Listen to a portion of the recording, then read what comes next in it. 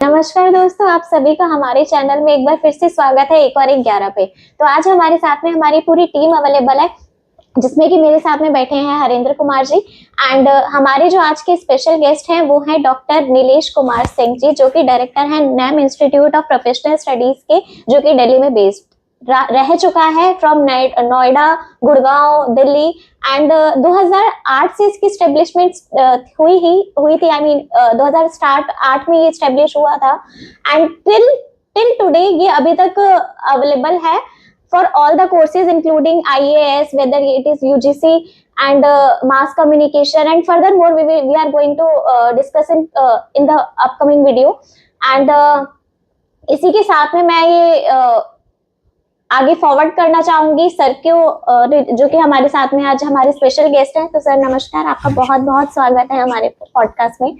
तो आप हमारे व्यूअर्स को बताइए आपके, जैसे मैंने इंस्टीट्यूट के बारे में बताया एंड फॉर एवरीथिंग। जी देखिए, NAM institute of professional studies 2008 में हमने इस्टेब्लिश किया था और धीरे धीरे पहले हमने पंजाब टेक्निकल यूनिवर्सिटी जालंधर, जो स्टेट यूनिवर्सिटी है पंजाब की, और महात्मा गांधी यूनिवर्सिटी जो मेघालय की है, वो प्राइवेट यूनिवर्सिटी है।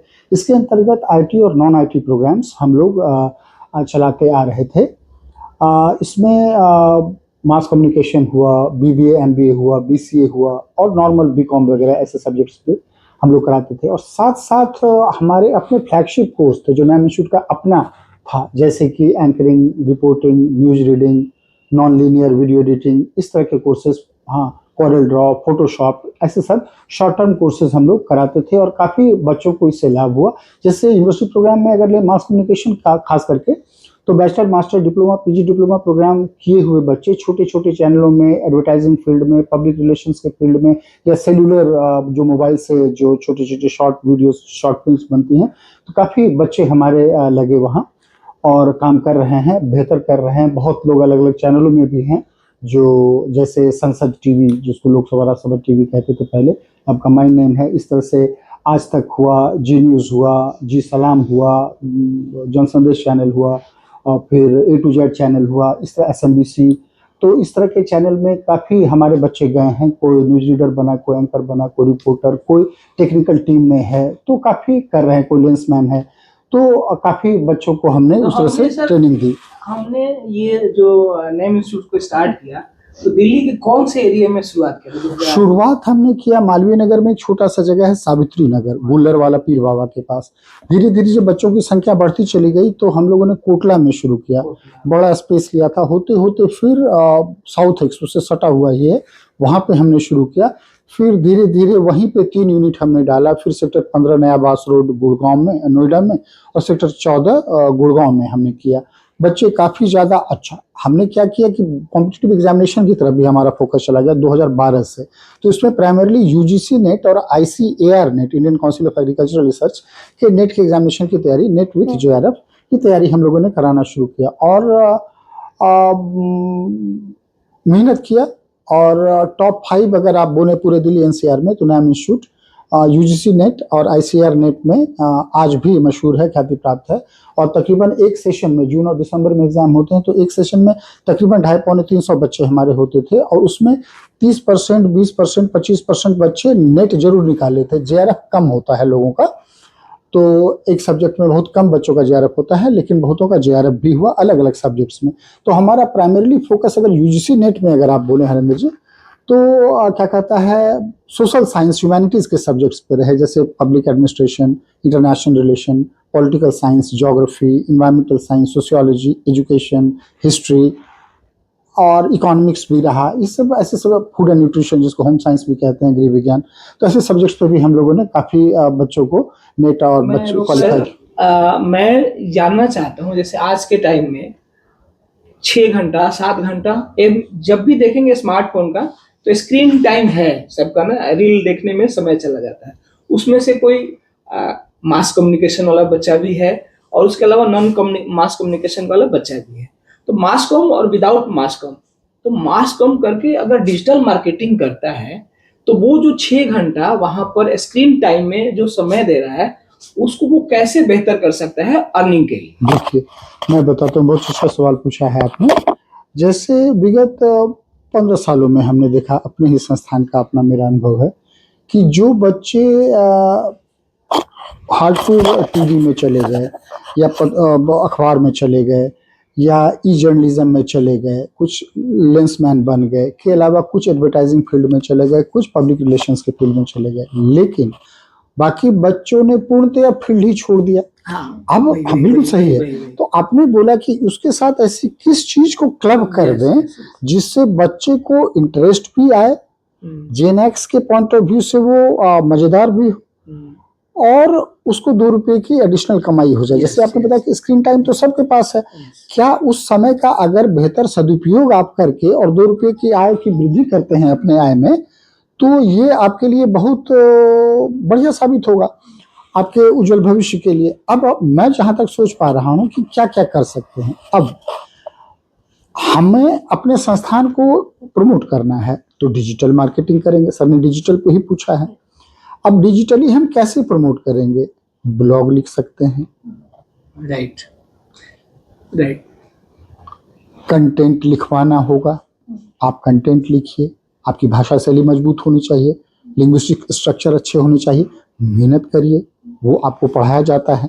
भाषा शैली आपकी अच्छी हुई, आप ब्लॉग भी लिखेंगे, कंटेंट भी लिखेंगे, वेबसाइट के लिए कंटेंट तैयार हुआ। आप मीडिया के बच्चे हैं, मास कम्युनिकेशन एंड जर्नलिज्म के बच्चे हैं, आपको फोटोग्राफी आती है, आपको वीडियोग्राफी आती है, अच्छे फोटोग्राफ को सही जगह पे आपने वेबसाइट पे डाला, कैसे चीज़ें स्क्रॉल करती रहेंगी, कैसे कैसे करके वो आगे बढ़ेंगी। वीडियोस डाले, सपोज मैं अलग अलग चैनल में जाता हूँ तो उस चैनल के वीडियोस को आपने डाला, वो प्रमोट करेगा हमारे संस्थान को कहीं ना कहीं। तो आप न सिर्फ हमारे सहयोगी साबित होंगे एक छात्र के नाते, एक छात्रा के नाते, वरन दूसरे ऐसे हम सरीखे संस्थानों के लिए भी आप उपयोगी साबित होंगे जहां से आपकी आय में वृद्धि होगी। अब आप इंस्टीट्यूशन के बच्चों को ग्रुप बना करके आप वीडियो शूट उसका करें, उसको आप डालें उसमें। सोशल मीडिया की बात करें, social media marketing, SMM, social media marketing, Facebook हुआ, इंस्टाग्राम हुआ, इसके थ्रू आप प्रमोट करें। गूगल से लोग क्या कराते हैं, एक पर एक कंपनियों को हमने देखा, लाखों लाख रुपए वो लोग लेते हैं हम जैसे इंस्टीट्यूशन से, किस नाम पे? गूगल एडवर्ड के लिए। जो बच्चे मीडिया के होते हैं वो कंप्यूटर से भी होते हैं, IT में और IT इनेबल्ड सर्विसेज में उनकी एक पकड़ होती है खास, वो बखूबी समझ जाते हैं कि गूगल एडवर्ड क्या है।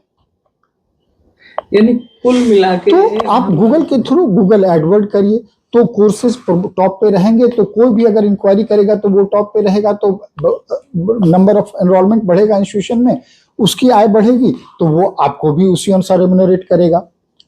पर पेज क्लिक PPC होता है, हाँ पर पेज क्लिक कि आपने क्लिक किया 200 रुपये कटे, लेकिन वो बच्चे फिर अगर 10 ऐसे क्लिक कटे तो 2000 रुपये, 200 रुपये कट के 2000 रुपये कटे। लेकिन अगर 50,000 के एडमिशन हुए तो आपको 48,000 रुपये इंस्टीट्यूशन को फायदा है, तो वो क्यों नहीं आपको उस काम के लिए 5,000 रुपये एडिशनल देगा, 10,000 रुपये एडिशनल देगा हर महीने।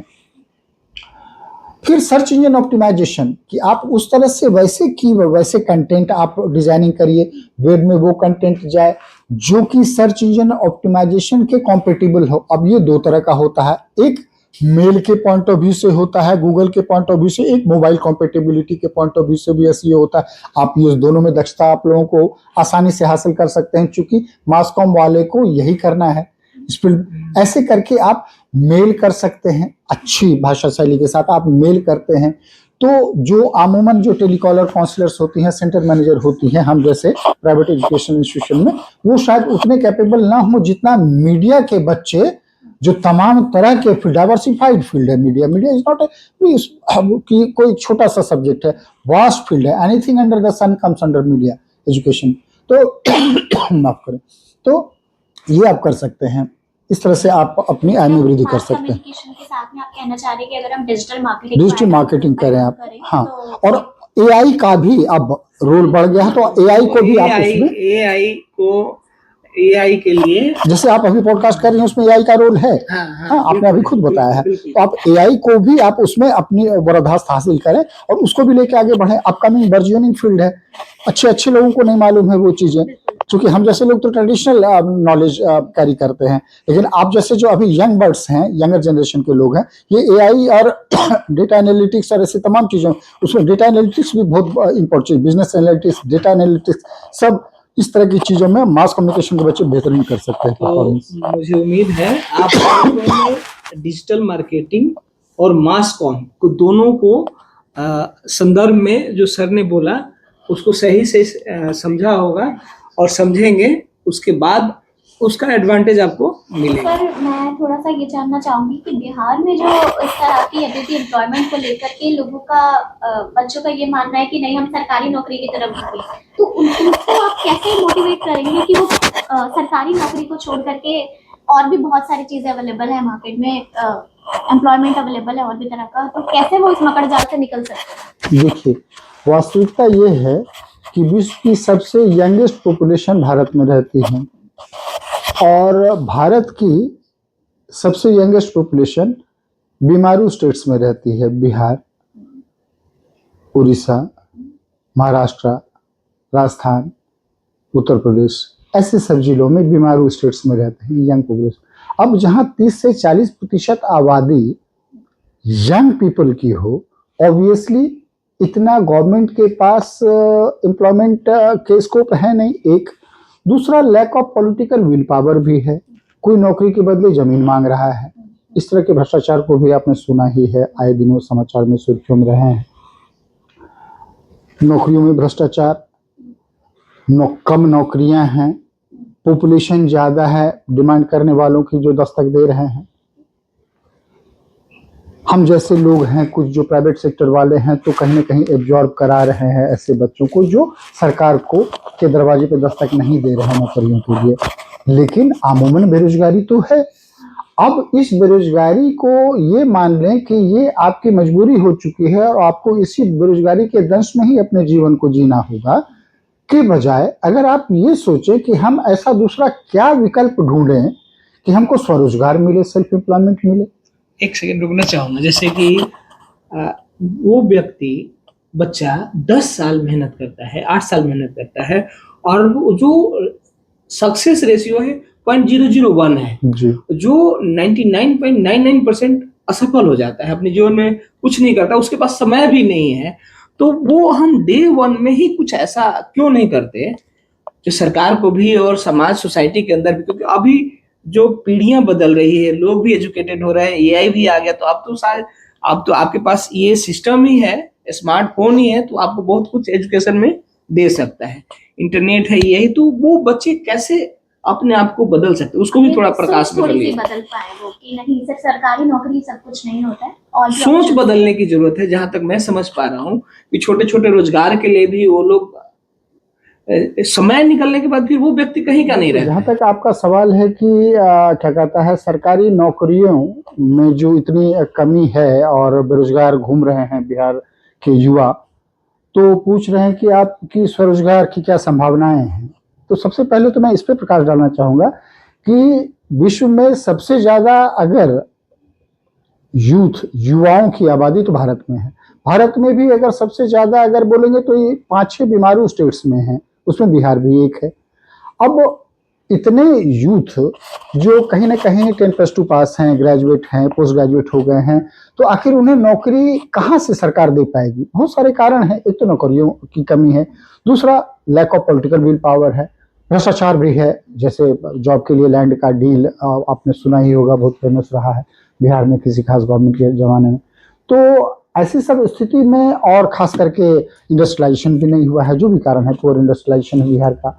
और संसाधन, प्राकृतिक संसाधन की अगर हम बात करें, मेटालिक नॉन मेटालिक रिसोर्सेज की, उसकी खास करके कमी तब से हो गई जब 15 नवंबर 2000 से बिहार और झारखंड का विभाजन हो गया। तो अब हमारे पास ले दे के क्या बच गया है? Net sown area, agricultural land बच गए हैं हमारे पास। उसमें भी कुछ ऐसे लैंड हैं जो अनकल्चरेबल लैंड है, अनकल्चरेबल वेस्ट लैंड है, बैरन लैंड है, बंजर भूमि है, वहां नहीं होगी। जितने हमारे नेट सोन एरिया हैं उसमें हम जो एग्रीकल्चर कर रहे हैं अभी तक, तो वो ट्रेडिशनल फॉर्म ऑफ एग्रीकल्चर है, परंपरागत तरीके की कृषि कर रहे हैं हमको। जबकि अब जमाना आ गया है और सरकार भी, चाहे राज्य सरकार हो या केंद्र सरकार हो, प्रमोट करना चाह रही है कि हम एडवांस फॉर्म ऑफ एग्रीकल्चर करें। हम साइंटिफिक एग्रीकल्चर करें, वैज्ञानिक कृषि पे हम तवज्जो दें। अब वैज्ञानिक कृषि को आप किन किन तरीकों से कर सकते हैं? हल बैल की बजाय हम मैकेनाइज्ड फार्मिंग करेंगे, हम एनपीके फर्टिलाइजर 9:3:1 की बजाय हम ऑर्गेनिक फार्मिंग करेंगे, हम बायो फर्टिलाइजर का इस्तेमाल करेंगे, हमारी लैंड की कैरिंग कैपेसिटी भी बढ़ेगी, उसकी उर्वरकता यानी प्रोडक्टिविटी भी उर्वरकता भी बढ़ेगी, प्रोडक्टिविटी यानी बढ़ेगी यानी पर हेक्टेयर यील्ड बढ़ेगा। तो बिहार सेल्फ रिलायंट होगा एग्रीकल्चर प्रोड्यूस में। प्रोड्यूस क्या? तमाम तरह के चीज होते हैं, सीरियल्स, फूड ग्रेन्स जैसे हो गए, गेहूं, चावल, दलहन, तिलहन, ऐसे सब चल, शुगर केन, ऐसे सब चीज। और तो और मखाना, अभी मन की बात में पिछले मन की बात में मोदी जी ने भी बोला, काफी ज्यादा वो चाह रहे हैं कि बिहार तरक्की करे मखाना फार्मिंग में, जो Bihar is one of the world's most famous makhana producing state land. तो हम मखाना, जिसमें कितना कैल्शियम होता है, हमारे हड्डी के लिए कितना जरूरी है, तो विदेश में हम उसका निर्यात कर सकते हैं। तो हम उससे कितना ज्यादा फॉरेन एक्सचेंज का इनकम कर सकते हैं। एक इंडिविजुअल की, जो फार्मर है, किसान है, उसकी कितनी ज्यादा क्या कहता है व्यक्तिगत आय बढ़ेगी। इसको सर धरातल पे कैसे ले जाएंगे? मतलब ये तो विचार हो गया आपका, बहुत मुझे अच्छा लगा कि ये ऐसा है कि जो एकदम बिल्कुल बिहार बदल जाएगा। क्योंकि जो समय निकल, एक्चुअली हम गवर्नमेंट जॉब की तरफ क्यों जाते हैं? क्योंकि 99 लोग एक तरह से जीते हैं, 1% लोग अलग तरीके से जीते हैं। तो शिफ्टिंग के लिए कि मुझे सोर्स ऑफ इनकम हो जाए, लेकिन जिस हिसाब से आज एआई आ रहा है, बैंकों में नौकरियां खत्म हो रही है, रेलवे एआई की तरफ जा रहा है, नौकरियां खत्म हो रही है, तो आज नहीं कल तो होना ही है, जाना ही है। तो युवाओं को एक मैसेज कैसे जाए जिससे कि वो, अब मेरा जो द्वंद है ये है कि कोचिंग सेंटर जितने हैं आज भी सरकारी नौकरी के लिए बहुत लाखों में, हजारों में ऑनलाइन वहां पे एडमिशन चल रहा है। अभी नौकरी जब एक ही है, 1000 लड़के हैं, तो हम डे वन से क्यों नहीं उनको एजुकेट करते हैं कि एग्रीकल्चर भी ऑप्शन है। जैसे एक छोटा सा है, मैं उदाहरण देता हूँ, मछली हमारे यहाँ बिहार में, आंध्रा से, हमारे से 14 करोड़ की आबादी और छोटा राज्य हमें सप्लाई करता है। क्या हमारे पास जमीन नहीं है? बिल्कुल है। लेकिन दूसरा कारण मैं बताता हूं कि वहां पे एक और चीज है कि लोग क्या करते हैं कि उस मछली, जब आपका मछली हो जाएगा ना, तो लोग जहर भी डाल देते हैं।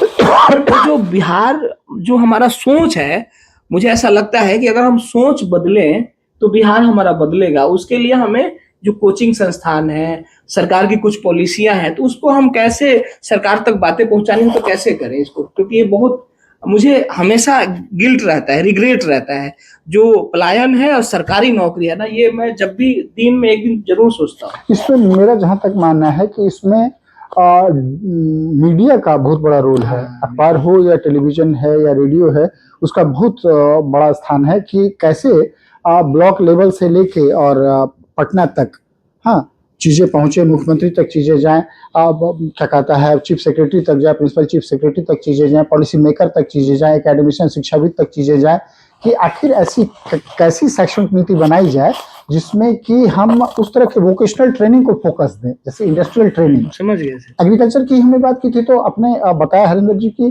फिशरीज डेवलपमेंट के लिए, मत्स्य पालन के साथ साथ मुर्गा पालन, पोल्ट्री फार्मिंग, क्या कहता है आप मखाना हमने बोला ही, साथ साथ आप ले लें क्या कहता है पिगरीज, सुअर पालन कर सकते हैं, गोट पालन कर सकते हैं, मधु पालन भी है, मधु पालन है, हाँ।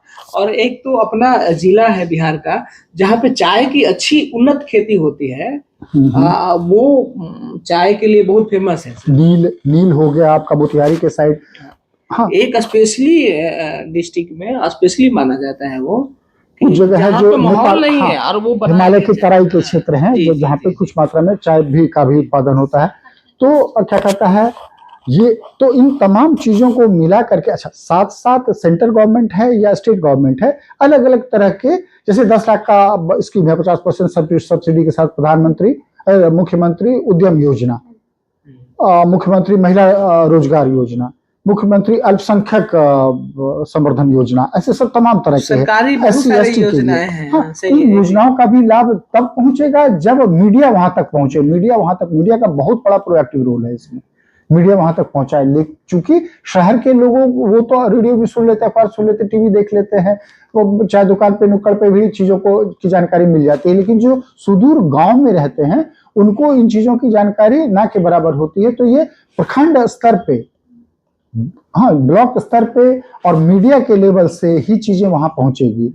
और इस तरह से विचार गोष्ठियों का आयोजन हो, प्रखंड अपने लेवल पे एक्सटेंशन प्रोग्राम चालू करे, अवेयरनेस प्रोग्राम चालू करे, तो ऐसी सब चीजें अगर करेंगे तो क्या कहता है, ऑब्वियसली इसका फायदा मिलेगा। अच्छा सर, थोड़ा सा आप ये बताइए कि बच्चों को जो भी कैंडिडेट्स हैं, चाहे वो स्कूल को लेके या कैसे भी जो भी कैंडिडेट्स हैं, उनको अपने पैशन को लेकर के कैसे जिद्दी और पागलपन, मतलब अगर हम आज के टाइम में देखें तो कोई बच्चा है, टैब ले रखा है उसने या फिर कुछ भी उसके हाथ में मोबाइल वगैरह कोई भी गैजेट है, तो उसके एक ही सिस्टम पे 3-4 टैब्स खुले होते हैं जिसमें उसका व्हाट्सएप भी चल रहा है, बहुत सारी चीजें वो ओपन करके बैठा है ऐसे एट द सेम टाइम में। तो कैसे वो खुद को पैशन क्रिएट कर सकता है और क्यों जरूरी है पैशन क्रिएट करना टू अचीव द सक्सेस? थोड़ा सा आप ये यहाँ पे आपके कहने का मतलब कि बच्चे को अपने जिद्दी, हाँ, जिद्दी क्यों होते चले जा रहे हैं, या जिद्दी होना अच्छा है क्या, ये क्यों? पूछना नहीं, होता है। मैं ये पूछना चाह रही हूँ कि क्यों जिद्दी होना चाहिए अगर उनके मन में कुछ उन्होंने ठाना हुआ है तो। कुछ उन्हें अचीव करना है तो। Yes. मार्क ट्वेन ने भी ऐसी बात की, अपने समय के बहुत बड़े थिंकर और क्रिटिक रहे हैं वो। और वैसे पेरेंट्स के लिए खास करके जिन्हें प्रॉपर CRP यानी चाइल्ड रियरिंग प्रैक्टिसेस नहीं आती है, गवा के, डरा के, धमका के, गाइडलाइंस इशू करके, धारा 144 लगा के अगर आप अपने बच्चे को चाहेंगे कि वो क्या कहता है, धार्मिक हो जाए, वो खूब अच्छा थिंकर हो जाए, वो खूब अच्छा क्रिटिक हो जाए, खूब अच्छा ऑथर हो जाए, खूब अच्छा वैज्ञानिक हो जाए, वो IAS हो जाए, वो डॉक्टर हो जाए, वो प्रोफेसर हो जाए, अच्छा बिजनेसमैन हो जाए, वो इंटरनेशनल लॉरिएट हो जाए, अच्छा स्पोर्ट्समैन बन जाए, दिस हो जाए, ये ना करो, वो करो, ये ना करो, वो करो, ये रिस्ट्रिक्शन, ये फैमिली के रूल्स हैं। तो ये धीरे धीरे ऐसी सोच ने लोगों को इतना रिबेलियस बना दिया है, युवाओं को, खास करके अर्बन यूथ्स को, शहरी युवाओं को, जेन जेड के बच्चे, कि वो लोग जिद्दी हो गए हैं। वो सोचते हैं कि उनको अपने भविष्य के लिए, अपने अधिकार के लिए उसे उस स्वयं पे छोड़ देना चाहिए। मैं अपना स्वयं का आलोचक रहूंगा, मेरी आलोचना कोई करे ना करे मुझे उससे फर्क नहीं पड़ता।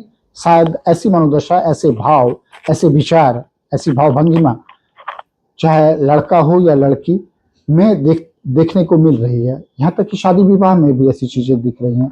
बहुत सारी और भी सामाजिक वो चीजें हैं, उस रीति रिवाज हैं, उसमें भी उनका अपना दबदबा, उनका अपना जिद, अपने भविष्य को लेकर के भी अपना जिद। वो नहीं बनना चाहता IAS,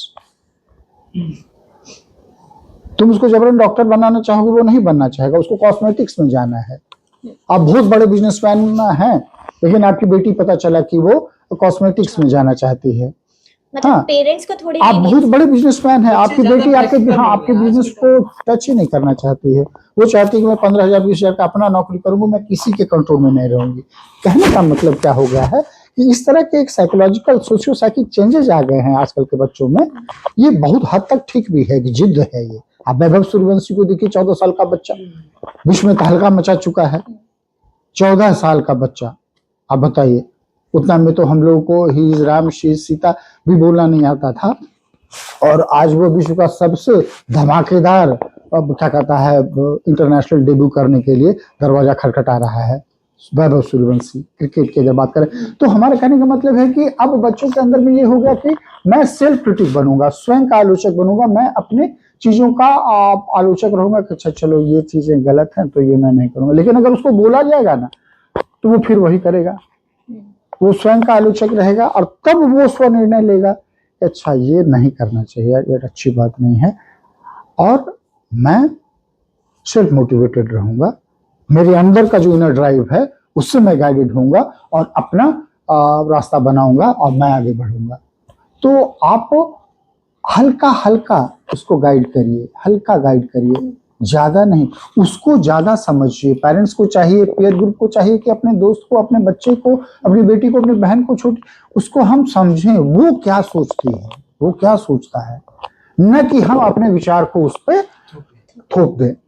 तो इसीलिए जिद्दी होना जरूरी हो गया है आजकल के बच्चों को, चूंकि वो समझने लगा है कि शॉर्ट टर्म गेन के चक्कर में आजकल हो गया है समाज कि जल्दी से 17 साल के, हाँ 14 साल में सौभाग्य सूर्यवंशी हो गया, तुम 30 साल के हो गए हो, अभी तक आईएएस की तैयारी कर रहे हो। भाई उसको जो करने का मन है वो उसको करने दो, लेकिन अगर वो दिशा भ्रमित है, दिग्भ्रमित है, दिशाहीनता आ गई है, गलत राह पे आ गया है, वो अगर डेविएंट हो गया है, सोशल डेविएंट हो गया है, तो उसकी काउंसलिंग आप करें, प्यार से करें, तो बच्चा शायद वो एक्सेप्ट कर ले, उसको मतलब एक्सेप्ट करेगा वो अंतर्मन से, नहीं समझे, और फिर वो आगे बढ़ एक सकता है। रिपोर्ट में पढ़ रहा था सर, जिसमें कि जो नशा 80 और 90 के पीढ़ी वाले जितना नशा करते हैं, आज के बच्चे बिल्कुल नशा कम कर रहे हैं।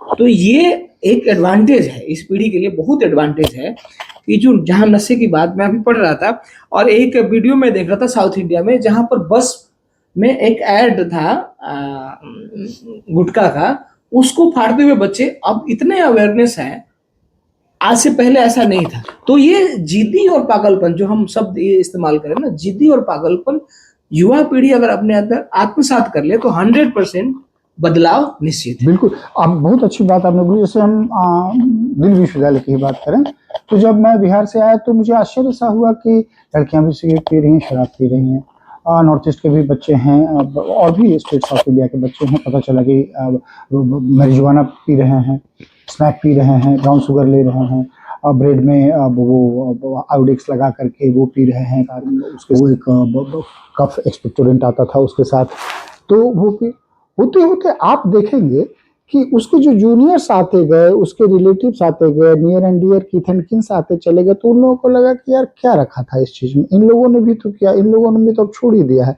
तो मैं टच ही क्यों करूं। बदलाव, उस पर दबाव नहीं पड़ा है, लेकिन उसमें अपने अंदर से आ गया कि नहीं मुझे नहीं करना ये चीज। तो एक वक्त आता है जब सोसाइटी किसी भी तरह की चीज हो उसके पीक को छू लेना चाहती है, और उसके बाद जो आने वाला जो जनरेशन है वो उसको देख लेता है कि इससे इन लोगों को क्या मिला। सपोज नशा की बात करें तो इनको कुछ ऐसा नहीं मिला, ये लोग खुद ही अपना पर्सनलाइज ऑब्जर्वेशन कहते हैं कि ये बुरी चीज़ थी, नॉट गुड, दिमाग वमाग सेट नहीं रहता है, वो जो बेकार चीज़ है। हाँ, तो उसको भी लगा कि यार सचमुच बेकार है, मेरे सीनियर हैं, भैया थे, हाँ ठीक है, आईएएस हैं, आईपीएस हैं, प्रोफेसर हैं, बड़े सक्सेसफुल हैं लोग, लेकिन हाँ चारों अटेम्प्ट इंटरव्यू दिया, दुनिया का सब नशा करते थे, लेकिन उसी का छोटा भाई पता चला कि उसको लगा कि नहीं, अब भैया खुद ही कहते थे कि तुम लोग ये सब मत छूना, तो भाई प्यार से बोले, मैंने भी सोचा कि छूंगा ही नहीं, जब नहीं छुआ 10 साल तो अब क्या छूंगा। अब उसके बाद जो उसका बच्चा होगा तो ये धीरे धीरे धीरे धीरे होगा। लेकिन आप रिवॉल्वर सटा करके किसी को अब के जमाने में उसमें आप नैतिक उत्थान और व्यक्तित्व में सुधार का सोच भी नहीं सकते हैं। तो ये जो हमारी चर्चा थी जिद्दी और पागलपन, आज के युवा को जिद्दी और पागल क्यों होना चाहिए अपने लक्ष्य के लिए। बहुत सारे सोर्स ऑफ इनकम अवेलेबल है, लक्ष्य आज जो हमारा दिमाग है डिस्ट्रैक्ट है, 98% लोग डिस्ट्रैक्ट है, तनाव है, तो 2% भी अगर अपने लक्ष्य के प्रति जिद्दी और पागल बन जाते हैं ना, तो सफल होना बड़ा आसान है, बस हमें जिद्दी और पागल होना। मेरा बैचमेट था ब्रजेश मिश्रा, उसने लिख दिया था जुबली हॉल में अपने गेट के सामने कि I am going to top UPSC this year, और वो 5वां रैंक लाया। वही हम उसी बात ये पागलपन था, वो जिद थी उसकी। तो जो इसको पॉजिटिवली लेना चाहिए, इसको पॉजिटिवली लेना चाहिए, ये नेगेटिव कनोटेशन नहीं है। थोड़ी एडवांस है तो उसका यूज करना चाहिए, ना कि उसका गलत यूज करना चाहिए। कुछ महीने बाद हम लोग ऑपरेशनल हो जाएंगे, तो हम कौन कौन सा कोर्स लेकर आएंगे, और कोर्स के अलावा जैसे आप डिस्कशन हमने पहले किया, तो ओवरसीज के लिए आप क्या लेके आ रहे हैं, जिससे कि बच्चों को एम्प्लॉयमेंट और कोर्स दोनों का क्या प्रारूप रहेगा, और फीस वगैरह भी अगर आप डिस्कशन करना चाहेंगे तो आप बता दीजिए। जी देखिए, जैसा आपने सही बताया कि 2000 जैसे कोरोना शुरू हुआ तो 1 आध साल वेट किया, लेकिन ये चूंकि लंबा ही खिंचता चला गया तो फिर धीरे धीरे हम लोग ऑनलाइन की तरफ हो गए और ऑफलाइन बंद कर दिया। लेकिन आने वाले समय में 5-6 महीने के बाद जुलाई अगस्त तक हम लोग ऑफलाइन फिर शुरू करने का दिल्ली में ही सोच रहे हैं। दिल्ली इसलिए कि दिल्ली से ही विश्वविद्यालय से मेरी शिक्षा दीक्षा हुई और यहाँ के बहुत सारे प्रोफेसर्स मेरे जानकार हैं, मित्र हैं, तो हमें टीचर्स की कमी नहीं होती है, डिजर्विंग टीचर्स की, तो ये कारण है। तो क्या कहता है, तो हमने जो विगत वर्षों में ये देखा कि जो भारत में जो थोड़ी जॉब स्कार्सिटी रही, इकोनॉमिक रिसेशन आया, तमाम चीजें हुई, तो लोग नॉट ओनली कनाडा और ऑस्ट्रेलिया और New Zealand, other Schengen countries, suppose Europe के जो सेंजन कंट्री हैं जहाँ यूरो चलता है, यूरोपियन कम्युनिटी के कंट्रीज, तो जैसे जर्मनी वगैरह, ईयू के अंदर तो 27 देश जो हैं, तो जो सेंजन कंट्रीज के नाम से जाने जाते हैं, वहाँ यूरो चलता है। तो वहाँ यूरो की अभी कीमत लगभग 105 रुपये है, मतलब 1 euro is equal to 105 Indian currency का। तो लोग जॉब अपॉर्चुनिटी तलाशने, तमाम तरह की कोर्सेज करने के लिए भी बाहर जाने लग गए, तो एक जानकारी मिलती चली गई। तो हमारा जहाँ तक सवाल है कि सपोज अभी जैसे ऑनलाइन में यूजीसी नेट और आईसीआर नेट पे फोकस कर रहा हूँ, नेट जीआरएफ पे, पहले भी इसी में हमारा वो था, अपार्ट फ्रॉम मीडिया के शॉर्ट टर्म कोर्सेज, और अब भी जो ऑफलाइन भी शुरू करूंगा तो यूजीसी नेट और आईसीआर नेट प्रमुखतया से रहेगा। लेकिन इसके साथ साथ जो बाहर जाने वाले कोर्स में जैसे कि आइल्स हुआ, टोफल तो बंद कर दिया गया, पियर्सन टेस्ट ऑफ इंग्लिश हुआ, PT, occupational English test for doctors जो होता है, ऑस्ट्रेलिया वगैरह जाते हैं, इस तरह के कोर्सेज कराना, प्लस उन लोगों को फॉरेन यूनिवर्सिटीज में ओवरसीज एजुकेशन के लिए एडमिशन काउंसलिंग देना, इस बीच तमाम तरह के अध्ययन किए, अनुभव किया। मेरी मिसेज भी जर्मनी में रहते हैं, अच्छा। तो हाँ, एक आइडिया भी हुआ कि वहाँ कैसे एडमिशन होता है, क्या लोगों की सोच है, क्यों आना चाहते हैं इंडियंस या एशियाटिक पीपल, पाकिस्तान से, बंगाल से, सॉरी अफगानिस्तान, इस अफगानिस्तान से भी, बांग्लादेश से, श्रीलंका से, मालदीव से, नेपाल से भी क्यों जाना चाहते हैं उस तरह के सेंजन कंट्री जैसे जर्मनी, ऑस्ट्रिया, हाँ इस तरह स्पेन, पोर्टुगल, टर्की, ऐसे कंट्रीज में जाना चाहते हैं, Poland, Norway, Sweden, Finland, Denmark. तो हम कैपेबल हैं वहां तक बच्चों को भेजने के लिए काउंसलिंग। तो कौन कौन सा कोर्स जैसे लगता है कि अब देखिए, अब बताता हूँ कि जो अभी AI, data analytics, business analytics, क्या कहता है डेटा इंजीनियरिंग, और क्या कहता है प्रोडक्ट मैनेजमेंट, ये सब चीजें, खासकर जो डेटा इंजीनियरिंग की हमने बात की, तो वर्ल्ड लेवल पे डिफरेंट तरह के, 2 तरह के मेनली डेटाज होते हैं, क्वालिटेटिव और क्वांटिटेटिव डेटाज। तो उस डेटाज की एनालिसिस बहुत जरूरी है, तभी इंटरनेशनल गवर्नेंस या नेशनल गवर्नमेंट या स्टेट गवर्नमेंट खास वर्गों के लिए पॉलिसी बनाएगी, सोशियो इकोनॉमिक, पॉलिटिकल, इस तरह की एनवायरमेंटल पॉलिसी बनाएगी। डेटा रहेगा तब ना, तो उस डेटा को एनालिसिस करना, डेटा मैट्रिक्स को समझना, तोड़ना, रीड करना, और वो पॉलिसी मेकिंग में बहुत सहायक होती है। तो सर कोर्स की बातें जाके वो करेगा वहां पे, लेकिन जैसे ही जहन में आता है कि मुझे जाना है, तो सबसे पहला प्रॉब्लम होता है लैंग्वेज प्रॉब्लम, क्योंकि वहां पर उसी लैंग्वेज में पढ़ाई होती है जो कि आपको जिस भी कंट्री में जाते हो, जैसे जर्मनी में जा रहे हो तो जर्मन आपको आना चाहिए। तो क्या हम लैंग्वेज पे भी काम कर रहे हैं? लैंग्वेज पे काम कर रहे हैं। जैसे मैं आपको बताता हूं कि अब इसको भी 2 तरीके से समझने का है। जैसे हम सेंजन कंट्री की बात कर रहे हैं, जो जहां यूरो चलता है, यूरोपियन यूनियन के वैसे देश, तो जैसे जर्मनी है, वहां पे ज्यादातर पब्लिक और प्राइवेट सेक्टर में जो जॉब की अपॉर्चुनिटीज है या जो पढ़ाया जाता है इंस्टीट्यूशन में, इंस्टीट्यूशन ऑफ एक्सीलेंस, तो उसमें जर्मन लैंग्वेज आपको आना जरूरी है, ए लेवल, बी लेवल, इस तरह का। अगर आपको नहीं आती है तो पहले वो सीखना पड़ेगा, तभी वो कोर्स आप कर पाएंगे, इसके बाद तभी आपको जॉब की संभावनाएं तलाश सकते हैं आप वहां पे। यानी जो बच्चा जाने की सोच रहा है, अगर वो लैंग्वेज पर काम कर ले तो उसका 90% जो प्रॉब्लम है उसका सॉर्ट। और यही कमोबेश फ्रांस में भी समस्या है। लेकिन अगर आप कोस्टल लोकेशंस की बात करें, स्पेन और पोर्टुगल की बात करते हैं, जो मेडिटेरेनियन सी से सटा हुआ है, भूमध्य सागर के पास वाले देश, तो क्लाइमेट भी अच्छा है और वहाँ पे स्पेन है तो स्पेनियर्स भी बोले जाते हैं, तो साथ साथ थोड़ा फ्रेंच भी बोला जाता है, क्योंकि फ्रांस नॉर्थ में है तो फ्रेंच भी बोला जाता है थोड़ा, और इंग्लिश भी बोला जाता है। तो इंग्लिश स्पीकिंग, बेशक नेटिव स्पीकर नहीं है इंडियन, लेकिन तब भी अंग्रेजी तो मोटा मोटी आती है। किसी ने बीएससी, एमए, एमफिल, पीएचडी किया हुआ है, मास कॉम किया, जर्नलिज्म किया हुआ है, इंजीनियरिंग किया हुआ है, तो उतनी तो अंग्रेजी उसको आती है कि वो एडजस्ट कर लेगा। कैसे देशों जैसे स्पेन हमने बताया, पोर्टुगल बताया।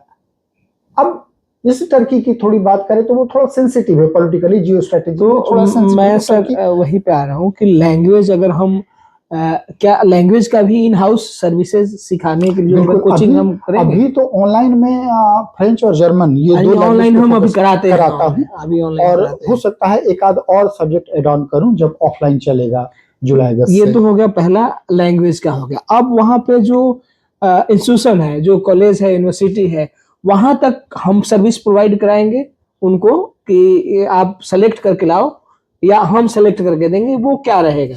अब देखिए वहां पे यूनिवर्सिटी के साथ जैसे नैम इंस्टीट्यूट अपने टाई अप्स कर रही है अलग अलग यूनिवर्सिटीज और इंस्टीट्यूशन के साथ, जैसे GISMA school of business management Berlin में है, जर्मनी की राजधानी में। तो उसके डायरेक्टर से हमारी बात हुई और हमारा ऑफिशियली ईमेल एक्सचेंज हुआ, और फिर डॉक्यूमेंट ये भी आए ऑफिशियली। उन लोगों ने हमें रिकॉग्निशन दिया कि भाई आप एडमिशन ले सकते हैं इंडिया में as a admission center, contact center. तो अभी एक थोड़ा रोकूंगा।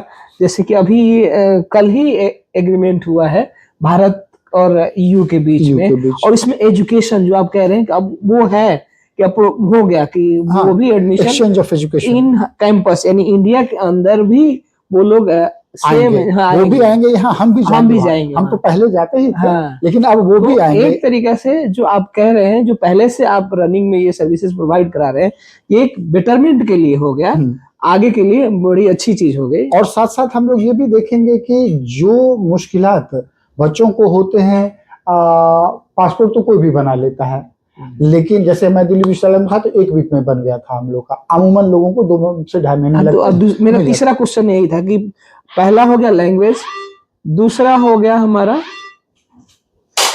लैंग्वेज, दूसरा हमारा हो गया इंस्टीट्यूट्स, यूनिवर्सिटी, तीसरा अब हम आ जाते हैं वीजा और पासपोर्ट के लिए। तो क्या वो हमारा इन हाउस सर्विसेज है या वो आप खुद करके लाएंगे? नहीं, मैं जानना चाहता हूं कि अगर कोई बच्चा हमारे पास आता है खाली विल लेकर कि मुझे जर्मनी जाना है, तो क्या हम उसको सारा चीज प्रोवाइड कराएंगे, यहाँ से जाकर वहां रहने तक पूरा हमारा कंसल्टेशन इंक्लूडेड है? मैं जानना चाहता हूं, जिससे कि दर्शकों को मन में कोई सवाल हो तो।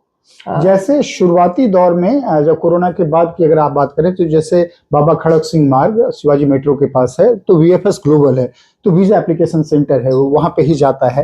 हाँ, इटली है, जर्मनी है, इस तरह के स्विट्जरलैंड, इस तरह के कंट्रीज के लिए। तो अब वहां पे किस तरह की मुश्किलात होती है, क्या क्या वो पूछते हैं, क्या डॉक्यूमेंटेशन पार्ट चीजें चाहिए, वो सब चीजों की जानकारी हो गई है। तो अब जो हमारा जो नेक्स्ट स्टेप है वो ये होगा कि जो हम लोग एडमिशन काउंसलिंग देंगे और फिर फॉरेन यूनिवर्सिटी एडमिशन कराएंगे बच्चों का, के साथ साथ हम उनको पासपोर्ट पे स्टैंपिंग और वीजा, हाँ, तो वीजा उनको कैसे मिल जाए, कैसे उसका हम हेल्थ इंश्योरेंस, तो क्या कहता है ट्रैवल इंश्योरेंस, ये सब कराना। फिर वहां पे क्या कहता है कोई होगा जो कि फिर ये जाएंगे तो क्या कहता है रेसिडेंस परमिट और उस तरह की चीजें, उसमें भी हमारे आदमी हैं वहां पे, हमारे अच्छे टाई अप हो चुके हैं उन लोगों के साथ। तो अब हम ये सर्विसेज भी क्या कहता है तो यानी कि जो हमारा A to Z प्रोसेस है, अगर वो विल लेके भी आता है तो हम उसको फुलफिल कर देंगे कि ये कोर्सेज है, ये इंस्टीट्यूट कराते हैं, ये इतना फीस है, ये लैंग्वेज है, A to Z प्रोसेस को हम उसको कर देंगे। तो ये सर हम कब से ऑपरेशनल हो रहे हैं दिल्ली में, कब से हम ऑपरेशनल में? जुलाई अगस्त लग रहा है, जुलाई अगस्त में हम ऑपरेशनल हो जाएंगे। हाँ, चूंकि दिसंबर वाला यूजीसी नेट और आईसीआर नेट के भी बच्चों के एडमिशन्स लेने हैं, और चूंकि बहुत बच्चे ऑफलाइन का डिमांड करते हैं, मेरा एक ऑनलाइन के प्रति भी लोगों को ध्यान पर्सनल व्यू है कि उसमें डिजिटल मार्केटिंग का कोर्स भी रखिएगा।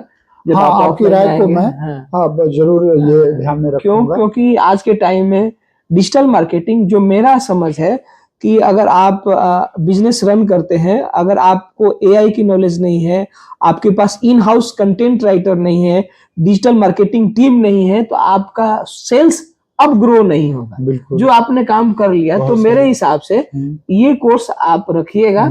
और अच्छा है कि आप जुलाई अगस्त से आ रहे हैं, तो दिल्ली का फिर से उम्मीद है कि बच्चे लाभान्वित होंगे।